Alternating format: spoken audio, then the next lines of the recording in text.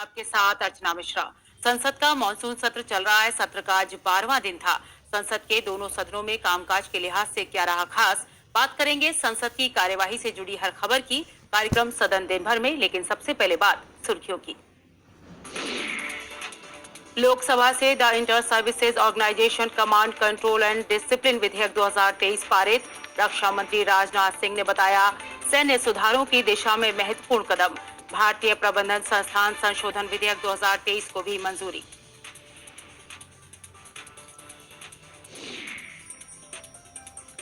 अवरोध के चलते राज्यसभा की कार्यवाही दिन भर के लिए स्थगित। विपक्ष की मणिपुर मुद्दे पर नियम 267 के तहत चर्चा की मांग। सत्ता पक्ष का राजस्थान में महिलाओं के खिलाफ अत्याचार पर चर्चा के लिए नोटिस। राज्यसभा सभापति जगदीप धनखड़ की सांसदों से कार्यवाही में सकारात्मक योगदान की अपील। कहा सदन में किसी भी मुद्दे पर हो सकती है चर्चा।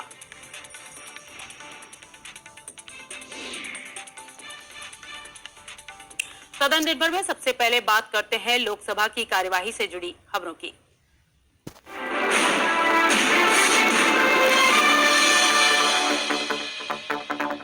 लोकसभा में आज विपक्ष के अवरोध के बीच the inter services organisation command control and discipline विधेयक 2023 समेत 2 विधेयक पारित किए गए। रक्षा मंत्री राजनाथ सिंह ने the inter services organisation command control and discipline विधेयक 2023 को सदन में पेश किया। उन्होंने कहा कि ये सेना की तीनों सेवाओं में अनुशासन बनाने में मददगार होगा। कमांडिंग ऑफिसर या कमांडिंग इन चीफ तीनों सेनाओं के मामलों में अनुशासनात्मक कार्रवाई कर सकते हैं। रक्षा मंत्री ने कहा कि विधेयक सैन्य सुधारों की दिशा में एक महत्वपूर्ण पड़ाव है। इस विधेयक से सैन्य बलों पर कोई वित्तीय भार नहीं पड़ेगा। ये विधेयक सेना अधिनियमों में किसी तरह का बदलाव भी नहीं करता। चर्चा के बाद सदन ने इस विधेयक को ध्वनिमत से पारित कर दिया। ऐसी स्थिति में मैं यहाँ से नहीं बोल सकता, इसलिए आपकी मैं परमिशन चाहता हूँ ताकि मैं पीछे जाकर जी थैंक यू। ये अच्छी स्थिति नहीं है कि हंगामे के कारण माननीय मंत्री जी को किसी अन्य सीट से अपनी बात कहनी पड़ रही है। ये अच्छी बात नहीं है। ये प्लीज, यह बिल 2 महत्वपूर्ण मकसदों को एक साथ पूरा करता है। यह हमारी आर्म्ड फोर्सेस के तीनों अंगों के बीच इंटीग्रेशन तथा ज्वाइंटनेस की दिशा में बढ़ाया गया एक बहुत ही महत्वपूर्ण कदम है, जिससे वे भविष्य की चुनौतियों का एकजुट और एकीकृत तरीके से मुकाबला कर सकें। यह एक ऐसा वातावरण बनाने में निश्चित रूप से हमारी यह मदद करेगा जो हमारे इंटर सर्विसेज ऑर्गेनाइजेशंस में अनुशासन को मजबूत करेगा। इस बिल के अंदर जो 3 एक्ट है, आर्मी एक्ट, नेवी एक्ट और एयरफोर्स एक्ट, उसके अंदर कोई बदलाव नहीं करा गया, लेकिन उनको ध्यान में रखते हुए कि तीनों के अंदर जिस तरह से उनके ऊपर अनुशासन की कार्रवाई हो सकती है, वो अब एक कमांडिंग ऑफिसर या कमांडर इन चीफ उस पर एक्शन ले सकता है। आप ये समझिए कि किसी एक उदाहरण के तौर पर अगर मैं आपको बताऊं कि कहीं पर अनुशासनहीनता होती है तो उस एक ही डिसिप्लिन के मामले में 3 अलग अलग जगह प्रोसीडिंग्स होगी, 3 अलग अलग एक्ट्स के ऊपर प्रोसीडिंग्स होगी, और जब 3 अलग अलग जगह प्रोसीडिंग्स होंगी, हो सकता है उसका परिणाम भी कोई 3 अलग अलग तरह से निकले। ये कितना गलत हो सकता है।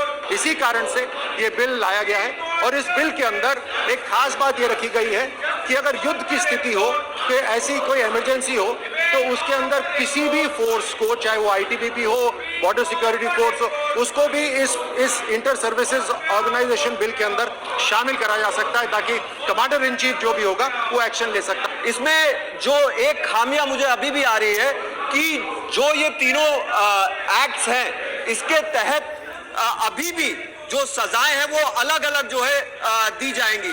यानी कि कोई सजा यदि एक नेवी के पर्सन को किसी क्राइम के लिए 2 महीने की होती है, तो उदाहरण के स्वरूप एक आर्मी के पर्सन को मान लीजिए 15 दिन की दी जाती है।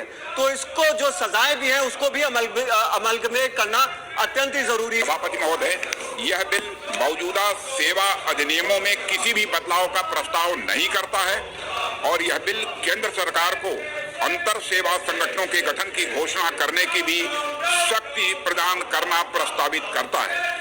और यहाँ मैं इस बात का भी जिक्र करना चाहूंगा कि स्टैंडिंग कमेटी ऑन डिफेंस 2022-23 ने इस बिल को बिना किसी अमेंडमेंट के पारित किए जाने की रिकमेंडेशन की है और इसलिए मुझे प्रसन्नता है कि किसी ने किसी प्रकार के संशोधन का कोई प्रस्ताव नहीं किया है।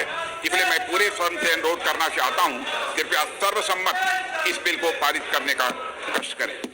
लोकसभा ने भारतीय प्रबंधन संस्थान संशोधन विधेयक 2023 को पारित कर दिया है। शिक्षा मंत्री धर्मेंद्र प्रधान ने सदन में विधेयक पेश किया। उन्होंने कहा कि इसके माध्यम से प्रबंधकीय जवाबदेही सुनिश्चित की जा सकेगी। विधेयक को रखते हुए शिक्षा मंत्री धर्मेंद्र प्रधान ने कहा कि सरकार का IIM की अकादमिक स्वायत्तता में हस्तक्षेप करने का कोई इरादा नहीं है। उन्होंने कहा कि ये विधेयक प्रबंधन की जवाबदेही तय करने के लिए लाया गया है।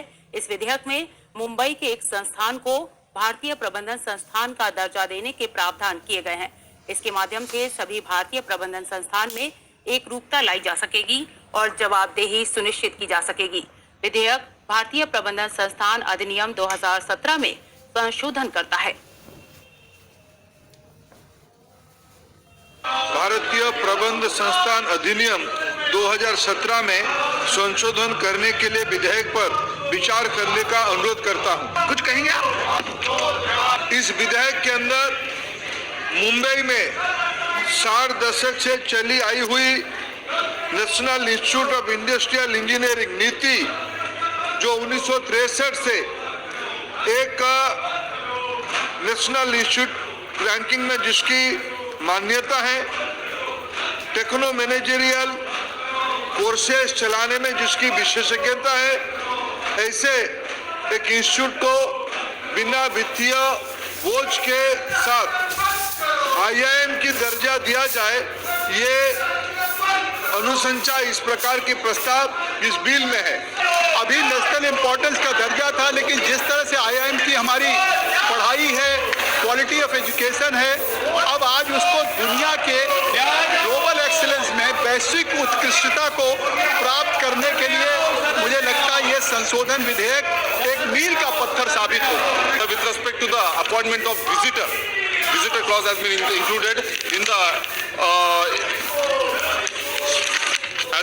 in the section 10 of 2, sir, and also in the section 16 of 3 and section of 3, sir. This actually removes the autonomy of these institutions, sir, which have the power. These institutes have been doing very well for the last 40 years or 50 years, sir. These have produced amazing CEOs for all the countries across the country, sir. Andhra के हमारे माननीय सदस्य ने एक शंका जताई है, visitors यानी सभापति जी यहाँ कौन होते हैं? विजिटर्स यानी यहाँ देश की परम आदरणीय राष्ट्रपति होते हैं। जगदम्बिका जी ने जब अपने बयान में एक्सप्लेन कर रहे थे, तब उन्होंने कहा कि मोदी जी की सरकार इस देश में पहली बार ये जो एक इनफॉर्मल कोर्स चलता था, डिप्लोमा सर्टिफिकेट दिया जाता था, उसको एक पार्लियामेंट्री एक्ट में परिवर्तित करके 2017 में उसको इंस्टीट्यूट ऑफ नेशनल इंपोर्टेंस की दर्जा दिया और उसको एक प्रॉपर अंडर ग्रेजुएट डिग्री देने का और मास्टर्स देने का, PhD करने की व्यवस्था किया। सरकार की कोई मंशा नहीं है आने वाले दिनों में भी IIM की एकेडमिक ऑटोनॉमी को कोई हस्तक्षेप करना, ये हम वचन देते हैं उस सदन में। लेकिन ये लगभग 6000 करोड़ से ज्यादा निवेश होके ये संस्था भारत सरकार की संस्था है, राज्य सरकारों की संपत्ति लगी है, ये निजी संपत्ति में परिवर्तन नहीं हो सकता है। इसीलिए मैनेजमेंट अकाउंटेबिलिटी के लिए ये व्यवस्था को लाई गई है, एकेडमिक ऑटोनॉमी बरकरार रहेगा। मैं पुनः सभी को निवेदन करता हूँ, इस बिल को सर्वसम्मत पारित करें। अनुसंधान राष्ट्रीय शोध प्रतिष्ठान विधेयक 2023 आज लोकसभा में पेश किया गया। केंद्रीय विज्ञान और प्रौद्योगिकी मंत्री डॉक्टर जितेंद्र सिंह ने इसे सदन में पेश किया। I rise to move for leave to introduce the Anusandhan National Research Foundation Bill 2023. Thank you, Speaker sir.